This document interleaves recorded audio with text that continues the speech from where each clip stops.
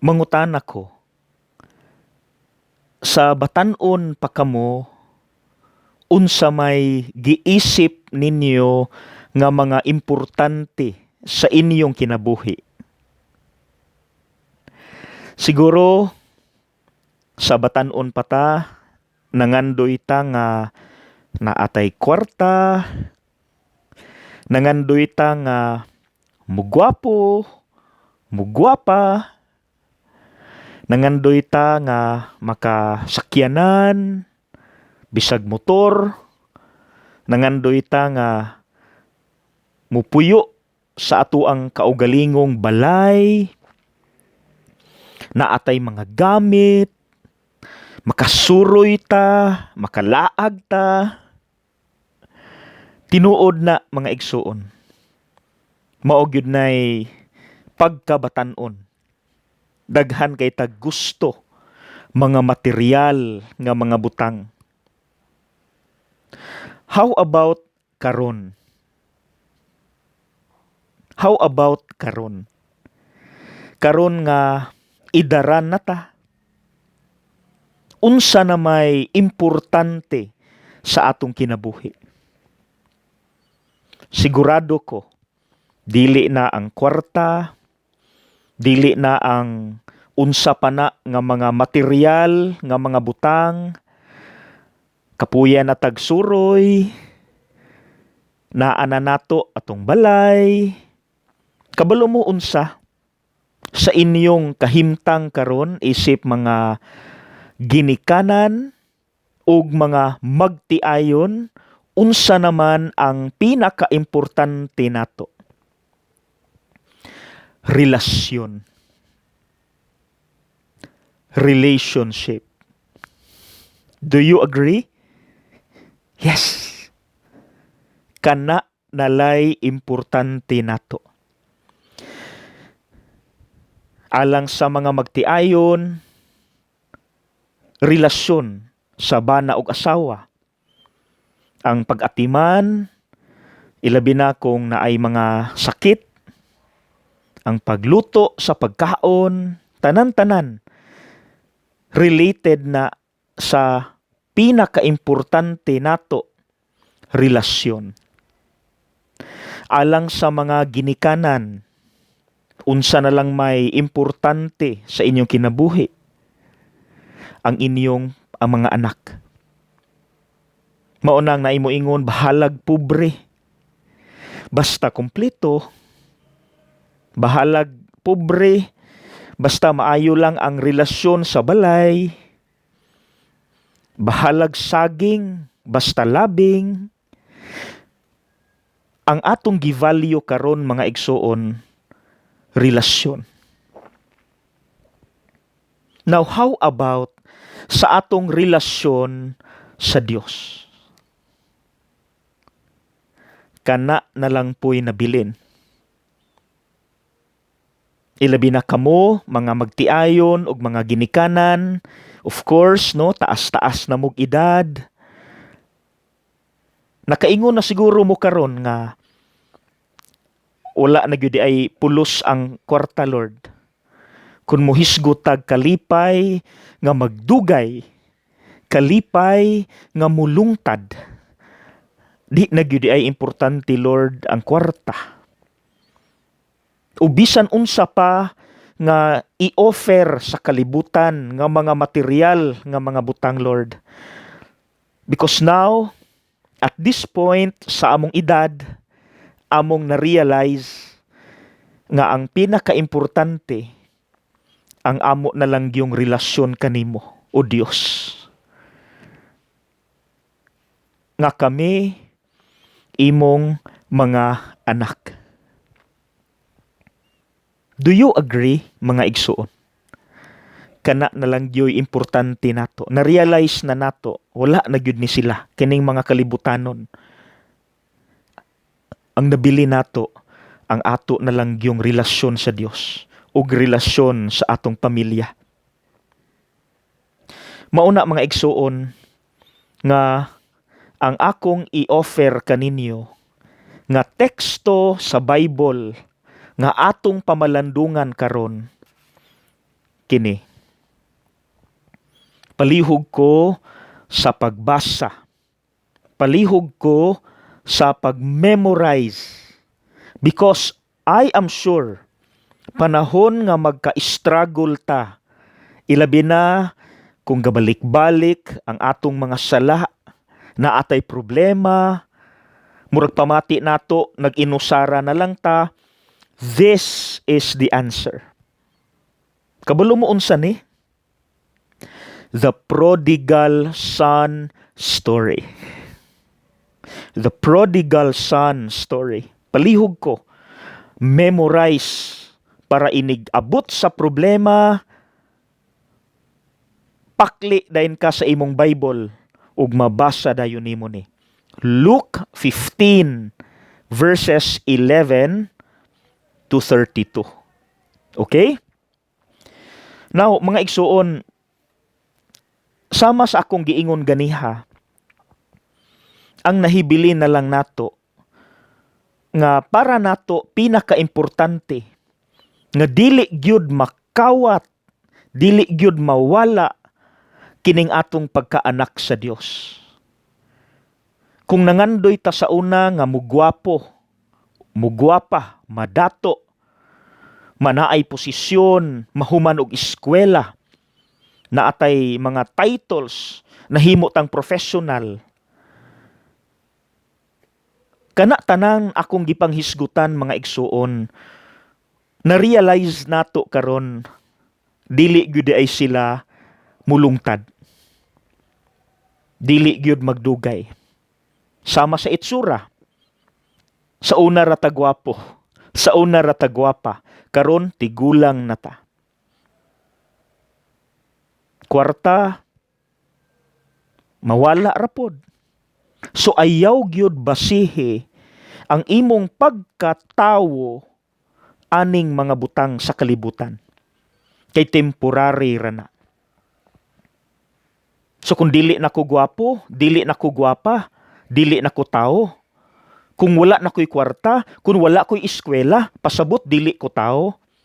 So I hope dili nato basihan ang atong dignidad, ang atong pagkatao aning mga butang nga kalibutanon, kay mawala ra gyud na sila. Ang dili makawat sa atua ang atong pagkaanak sa Dios.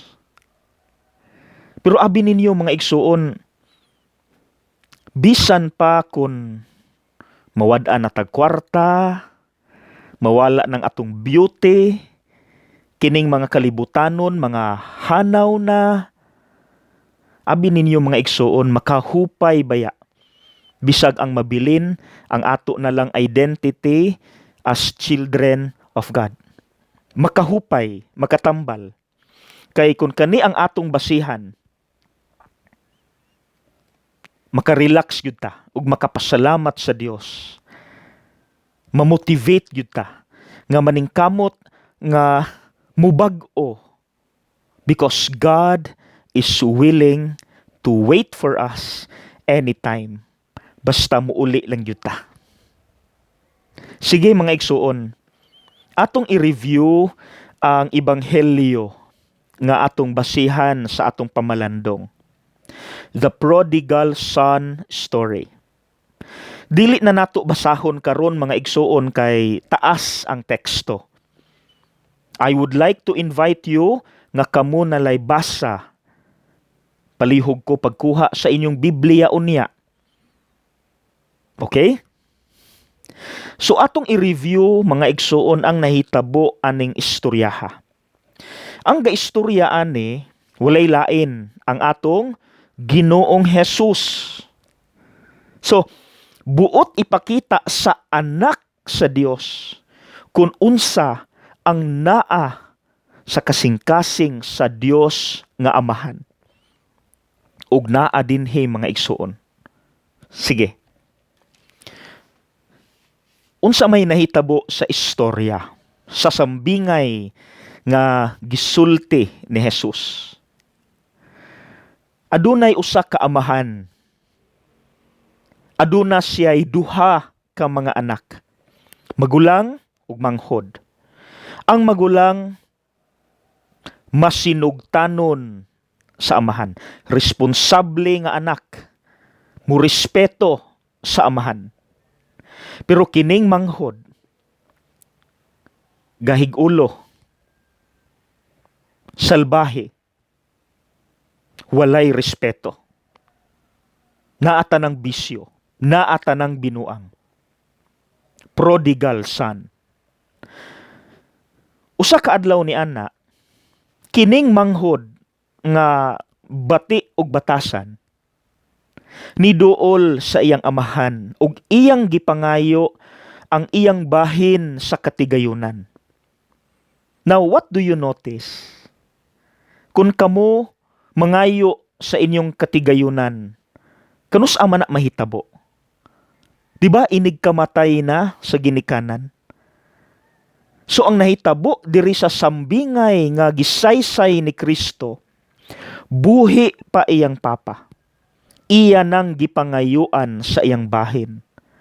Dako kaayo na nga insulto mga igsuon. As in, dako gyud kaayo nga insulto on the part of the Father. Buhi pa ko, pero giisip na ko nimo nga patay. Pagkasakit.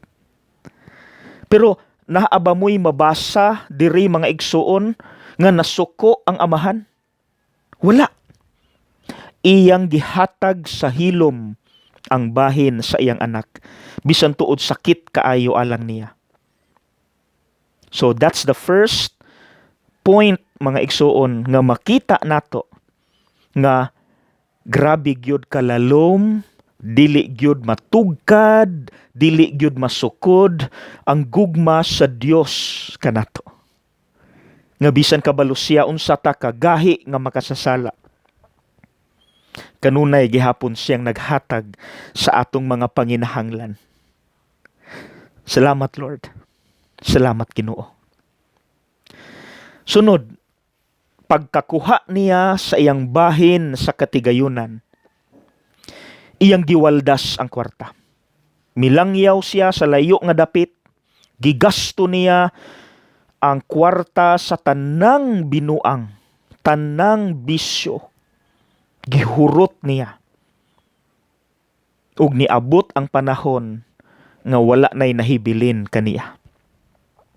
Na timing pagyod nga ang lugar nga iyang giadtuan ni sinati og plague or hulaw, murag El Nino, murag La Nina, murag COVID-19, plague, nga nasinati nila ang kagutom.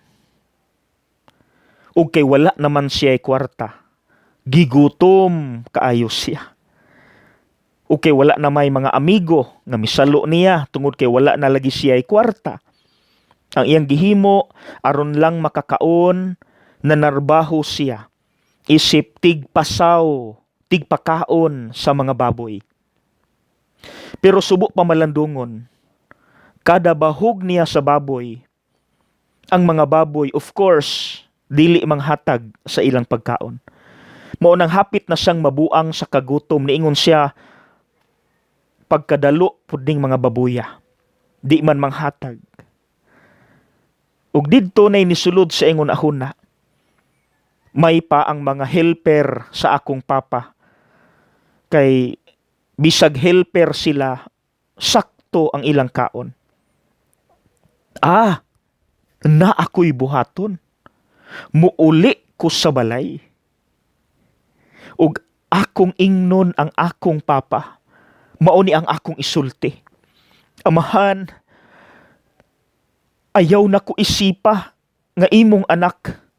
Isipa na lang ako nga imong sulugoon. Nakasala kaayo ko kanimo. Pasaylo ako. Isipa na lang ko nga imong helper. Maunay akong isulti. So what do you think mga igsuon? Sa inyong tanaw, tinuod bagyod nga muuli ang anak kay tinuod siyang naghinulsol sa iyang sala? What do you think? Sumala sa among professor, dili matinud-anon ang anak sa iyang pag-uli. Magdrama lang siya. Kay ang iyang punto, makakaon lang ko. That is the reason nga muuli ko. Kay aron lang makakaon, kay gigutom kaayo ko. Pero dili garantiya mga igsuon nga tinuod na siyang naghinulsol. In fact, naghimo gani siyang script, di ba? Mauni ang akong isulti. So puros good scripted tanan, drama tanan, aron lang siya makakaon. Pero wala pa ang change of heart. So karon uli siya. Mauni ang ikaduha nga ebidensya of the love of God nga dili masukod. Layo pa lang siya sa balay. Nakakita na ang iyang amahan kaniya ug maoy miuna pagdagan aron pagtagbo niya. Now please analyze. Sige daw, analyze. Nganong ang amahan may unang nakakita? Sige daw, analyze. Asa ang amahan nganong siya may unang nakakita? Wala na gibutang dire. Pero kung atong i-analyze, ang amahan, adlaw gabi, sukad pagka wala sa iyang anak, nagatang siya sa gawas sa balay. Ay, makatandog kaayo mga igsuon, no? Kahilakon ko. Grabe gyud kalalom ang gugma sa Dios. Kabalugod siya. Kabalugod ang amahan diri sa istorya. Nga ang iyang anak mo uli, pero sure siya nga di pa ni magbago. But what is important in the heart of the father is mauli lang gyud ang akong anak, maura gyud nay importante para nako. Nga mauli ra gyud siya, bahalag unsa pa iyang intention, gimingaw ko niya, and I want him back. I want him home. Grabe gyud ang love ni Lord mga igsoon. Dili gyud di gyud siya mutagam. So karon gitagbo na sa amahan ng anak. Di of course ang anak scripted man, nagdrama. Kay kabalo siya nga iyang papa manggiluyon. Amahan, hilak-hilak. Pasaylo ako sa akong mga sala. Ayaw na ko isipa nga imong anak, isipa na lang ko nga imong sulugoon. Pero deep in his mind, mukaon ra ko. Pero mga igsuon, aware ang papa nga ang iyang anak gadrama. Naa ba siya gisulti? Nangasaba ba siya? Nangwinta ba siya? Gibuy-buy ba niya ang iyang anak? Wala tay mabasa diri mga igsuon. Walang-wala. In silence, gigakos ni ayang anak uban sa paghilak, tears of joy, og human sa script sa iyang anak. Wa gid siya'y istorya og gitawag hinuon niya ang iyang helper. Dalha iyang sanina, dalha iyang singsing, og pag-ihaw sa baka kay ang akong anak na uli na. That is the third and the most touching moment, evidence sa gugma sa Dios kanato mga igsuon. Walay pagkatagam. Kabalo ang amahan nga kining akong anak inig ka okay na sa tanan, mulayas na pud ni, magbinuang na pud ni nako. Mga igsuon, kita gyud nang anaka. Kabalo si Lord, kabalo ang Dios nga yes, sige tagsimba, sige tagampo, pero kabalo si Lord nga mubalik ta sa atong mga paboritong sala. Kabalo di ay sa ana. Nga musimba ta, magampo ta, pero kabalo ang Dios mga igsuon nga mubalik ra gihapon ta sa atong mga sala. Kabalo siya sa atong pagkatawhanon. Pero ang nakanindot kaayo mga igsuon nga mensahe sa istorya nga ang Dios dili gyud mutagam nato. Salamat gyud Lord. Salamat gyud. Pasalamati na ang Ginoo mga igsuon.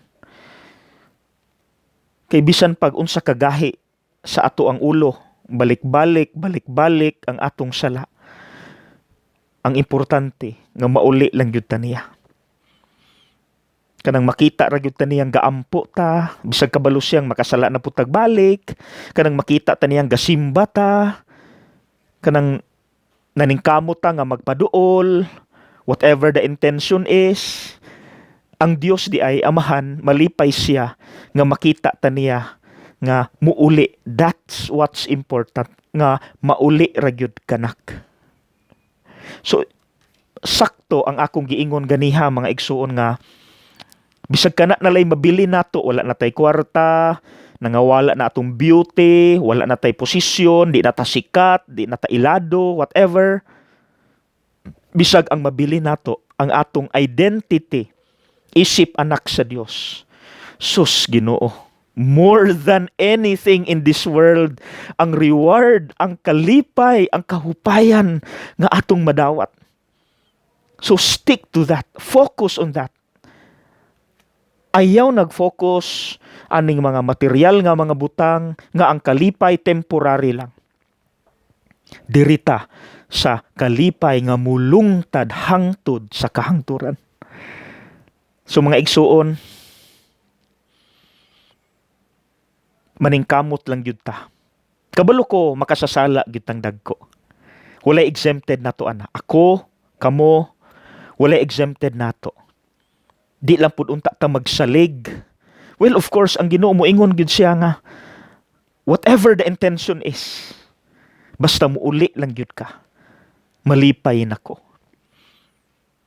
Nainindot kaayo nga kanta mga igsuon. Ang title, Pag-ibig ko. I-search ninyo sa YouTube. Pag-ibig ko. Ang Ginoo mao'y nag-ingon nato niining maong mensahe. Ana ang first verse. Hindi ka kailangang magbago upang ika'y ibigin ko. At hindi ka kailangang magsikap ng husto upang ika'y ibigin ko. Hindi ka kailangang magsikap ng husto upang ika'y ibigin ko. Hindi ka kailangang magbago kahit ito'y mas ibig ko. Yes, gusto gyud unta na akong mabag-o ka. Pero hindi ka kailangang magbago. Kay unsay nabutang sa chorus, iniibig kita. Manalig ka sana. Ako'y kapiling mo kahit ikaw pa may mapalayo. That is the love of God. Unconditional love of God. Gabisan pag unsa kagahi sa atong ulo. Yes, He wishes nga mabag-o gyud unta ta. Pero tungod kay nag-una ang iyang gugma kanato, unsay giingon niya sa first verse, hindi ka kailangang magbago kahit ito'y mas ibig ko. At hindi ka kailangang magsikap ng husto upang ika'y ibigin ko. Iniibig kita. That is the love of God. I hope na hupay pud mo mga igsuon. Kay dili lang ni para ninyo, para pud ni nako, para ni natong tanan. Good news gyud ni alang nato. So mga igsuon, bisan pag nahisalaag kaayo ta, nalayo na ta niya, wala na tay ampo, wala na tay simba, naghimo na tag mga dili maayo, God is willing to wait. God is willing to wait. Adlaw gabi mag-atang siya aron lang gyud mo uli ta niya. Whatever our intention is, what is important in the heart of God is this, nga muuli lang gyud ta niya. So mga igsuon, ang hagit pod nga atong buhaton, human kita mi dawat sa iyahang pasaylo, sa iyang pailob, wala sa mitagam nato. In the same way, maupod unta ang inyong buhaton, ang atong buhaton sa mga tao nga nakasala pud nato. Bukas pud unta ta sa mga tao nga nakasala nato. Kamo naaman mo'y mga anak, naamoy mga pag-umangkon, naamoy mga kapamilya sa inyong balay.